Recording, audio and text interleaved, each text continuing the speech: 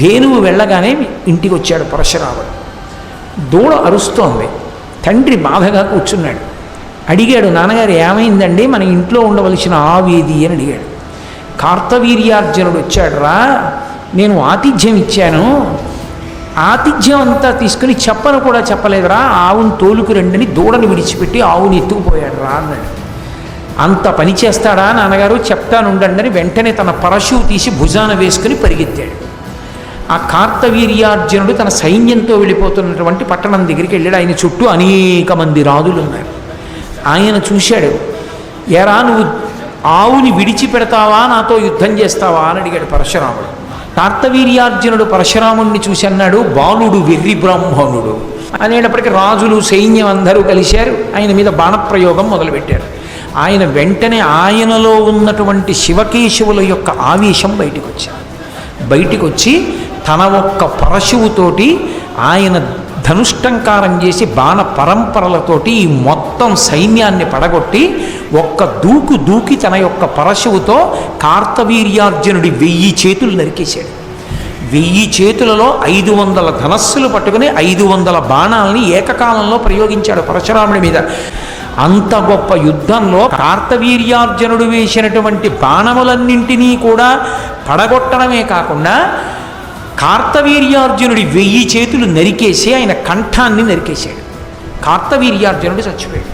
ఆ నెత్తురోడిపోతున్నటువంటి పరశువుని పట్టుకుని తిరిగి వచ్చాడు తండ్రి దగ్గరికి ఆవును తీసుకుని. నాన్నగారండి, ఆవును తీసుకొచ్చాను. కొన్ని లక్షల మంది సైన్యాన్ని తెగటార్చి కార్తవీర్యార్జునుడి యొక్క 1000 చేతులు నరికి చంపేశాను. అతని స్నేహితులు రాజుల్ని చంపాను. ఆవును తీసుకొచ్చాను అంటే తండ్రి జమదగ్గినని ఎంత పనిచేసావురా. ఒక ఆవు వాళ్ళు తీసుకెళ్ళిపోయారనుకో, అది మనకి అదృష్టం ఉంటే తిరిగి వస్తుంది. కానీ ప్రభువుని చంపేవే, అది చాలా దోషం. ప్రభువు విష్ణువాంశ సంభూతుడు, అంత గొప్ప చక్రవర్తి కార్తవీర్యార్జునుడిని చంపేశావే. ఇప్పుడు అటువంటి ప్రభువు మనకు ఎలా కలుగుతాడు? బ్రాహ్మణునికి అన్నిటికన్నా ఉండవలసిన లక్షణం క్షమ, ఓర్పు ఉండాలి. కాబట్టి నీకు ఓర్పు లేదురా. ఓర్పు ఉండకపోతే ఆవేశం ఒకటే ఉంటే ప్రమాదం కదా బ్రాహ్మణుడికి. ఇంత తప్పెందుకు చేశావు? భూమిని ఏలేటటువంటి రాజుని చంపావు కాబట్టి తత్పాప పరిహారార్థం తీర్థయాత్రలు చేసి రమ్మన్నాడు. సరేనని బయలుదేరాడు. భూమండలం అంతా తీర్థయాత్ర చేశాడు. తీర్థయాత్ర చేసి చిట్ట చివరికి మళ్ళీ తల్లిదండ్రుల దగ్గరికి వెళ్ళాడు. కాలం గడిచిపోతోంది. ఒకనాడు మళ్ళీ అరణ్యానికి దర్భలు తీసుకురావడానికి వెళ్ళాడు. ఇక్కడ జమదగ్ని ఒక్కడే కూర్చుని ఉన్నాడు. ఆ కార్తవీర్యార్జునుడి యొక్క కుమారులు ఉన్నారు. వాళ్ళు బయలుదేరి జమదగ్ని దగ్గరికి వచ్చారు. మా నాన్నని చంపేసిన వాడు ఈ జమదగ్ని కొడుకైన పరశురాముడి, కాబట్టి ఈ జమదగ్ని చంపేస్తామని కూర్చున్నవాడిని కూర్చున్నట్టు కత్తిపెట్టి తల నరికేశారు.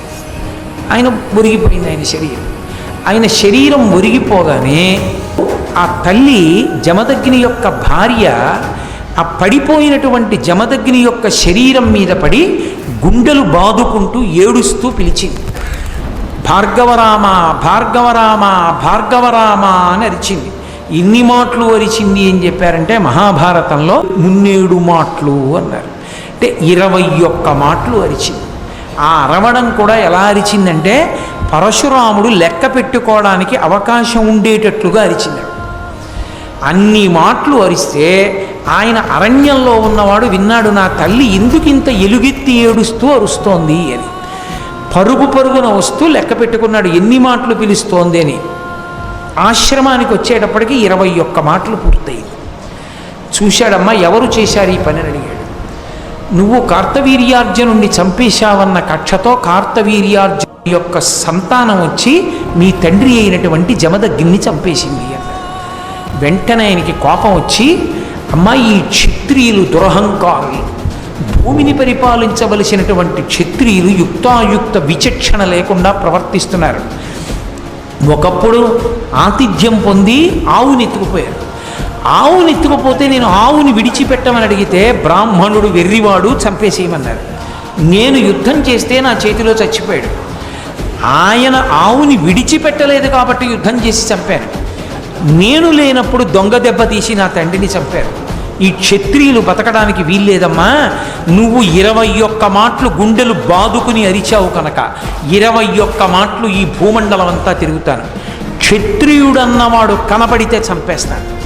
గర్భస్థ పిండమై ఉన్నా కూడా విడిచిపెట్టను, శిశువైనా కూడా విడిచిపెట్టను. క్షత్రియుడన్నవాడు ఈ భూమి మీద ఉండడానికి వీల్లేదు.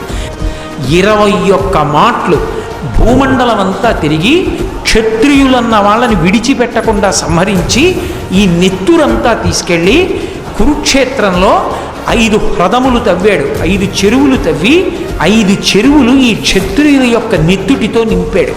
వాటిని శమంతక పంచకం అని పిలుస్తారు.